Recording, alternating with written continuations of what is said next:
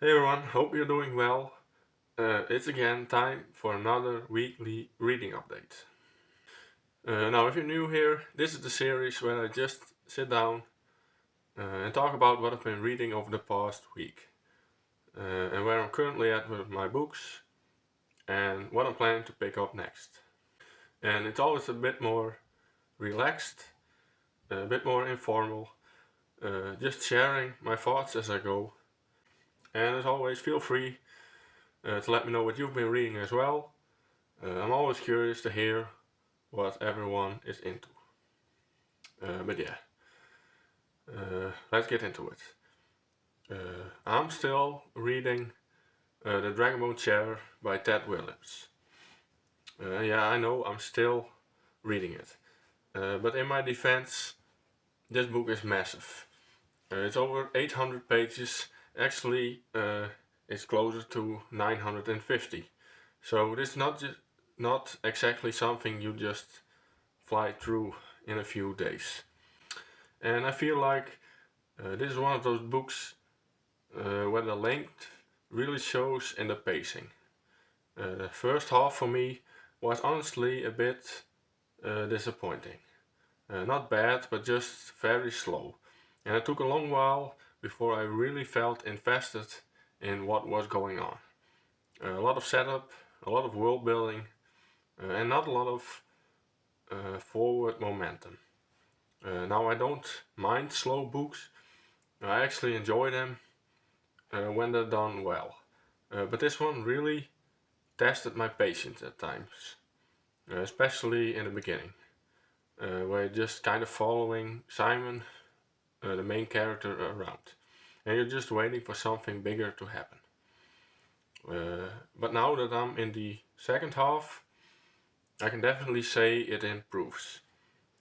Things are starting to come together more, the stakes become clearer, and I'm a lot more interested in where the story is going. And it still doesn't feel like a fast-paced book at all. It's very much a slow burn, but now at least it feels like it's building toward something. And I just realized I never really explained what the book is actually about, which is kind of important. Now, at its core, this is a very classic fantasy story. You follow Simon, who starts out as a kitchen boy in a castle and gradually gets pulled into much larger events happening in the world. There's political tension and there are bigger forces at play, and you can tell it's setting up for a much larger story across the series. But the first book especially feels very focused on laying the groundwork. It's heavy on atmosphere, world building, and character setup. And it's not about constant action or big dramatic moments. At least not yet. It's more about slowly immersing you in a world and preparing you for what's coming next. So yeah, mixed feelings so far, but definitely trending more positive now that I'm further in. And next up, I'm still planning to read Flight by Yoshiki Tanaka, which is the sixth book in the Legend of the Galactic Heroes. And I'm actually really excited about this one. I mentioned it before, but the previous book in the series is my favorite so far. It just felt like everything came together really well, both on the political side and the character side.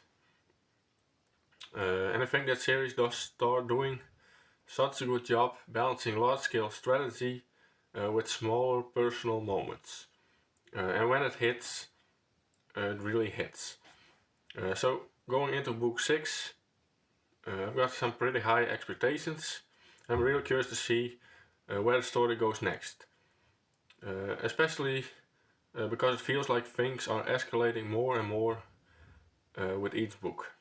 Also just a nice contrast to the Dragonbone Chair, going from a very slow traditional fantasy to something that's more focused on space politics, war and strategy. It keeps things fresh. And then a bit of a channel update, I guess. You might have already noticed this, but I haven't been using thumbnails on my recent videos. That's not an accident. With spring coming up, life is just getting busier for me. There's more work to do, less free time, and have to be realistic about what I can actually keep up with in the long term. So I decided to scale things back a bit on the production side of my videos. I guess you could say I'm joining the underground side of BookTube, like some people call it, where it's less about polished presentation and more about just sharing your thoughts. Because at the end of the day, I had to make a choice. Either I spend a lot of time on the thumbnails and editing and all the extra stuff and risk uploading less videos, or I keep things simple and focus on actually making videos regularly. And for me, consistency is just more important right now. And just recording and uploading already saves me a lot of time. And honestly, it also makes the whole process feel a bit more relaxed. And I did think about cutting out editing completely as well, but I'm not quite there yet. I still want to include the images of the book covers, because I think that adds something visually, and also I make enough mistakes while talking that editing is still kind of necessary. So editing is staying, at least for now. But removing thumbnails already makes a big difference on my end, and even if it's something small, it adds up when you're doing this regularly. And I don't think it'll make a huge difference for most of you watching. If you're here, you're probably here for the books and the discussion, and not the thumbnail. At least I hope so. But for me, it makes the whole thing a lot more manageable, and it helps me just from keeping going without burning out. That's it for this week. Let me know what you're reading, and I'm always curious to hear what other people are reading. And of course, I hope to see you again in the next video.